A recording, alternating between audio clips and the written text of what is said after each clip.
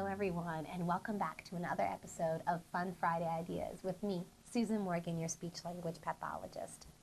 Today we're going to talk about puzzles because they are an essential activity for our kids as they're growing up. They're something that I use every day in my speech activities and that I know occupational therapists use every day as well.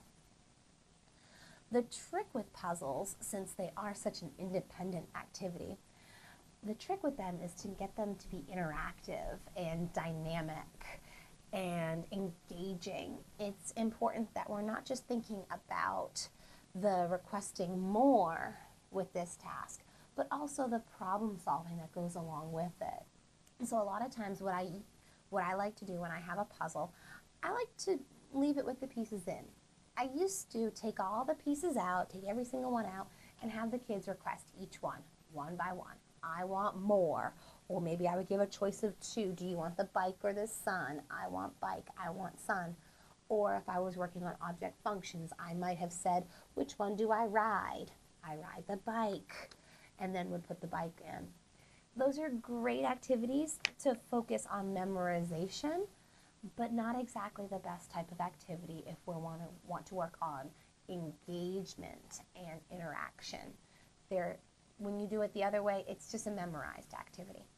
Whereas if you leave the pieces of the puzzle and watch how your child explores it, then we can follow them, put our language on top a little bit, and turn this into an engaging activity versus just something that's adult-led and doesn't require much thinking beyond the first 5 seconds. All right, so I might have the kids, again, we present the puzzle with the pieces still inside of them, and maybe the kids go to take one out.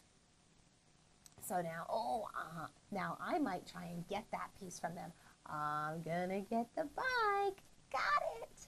Now we can work on that requesting of, give me bike, my bike. Maybe they won't give it to you, so they're gonna keep it. So I'm gonna block where that bike is. Oh no, my fingers are stuck. I can't move my fingers. What do I do? And see if you can get them to peel it off one at a time. 1, 2, 3, pull. 1, 2, 3, pull. Pop. Exaggerate it. That's going to increase the engagement. It's going to increase the fun if you really exaggerate your movements and the fact that your fingers are stuck in there and you can't get them out. Maybe you did end up getting that bike.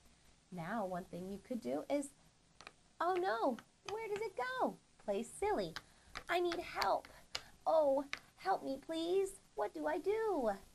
So again, now we're asking for help, something we want our children to do, but it's easiest for them to learn it if we're modeling it first. So again, we get our help, we put our piece in. Think about ways that you can make the puzzle more interactive versus just asking for more, asking for help, asking for the butterfly instead of the ball. See how you can turn this into an engaging activity, not just something that ends up getting memorized and sped through really fast. It's great that our kids can do puzzles so quickly, but let's see if they can do it together with us following their lead.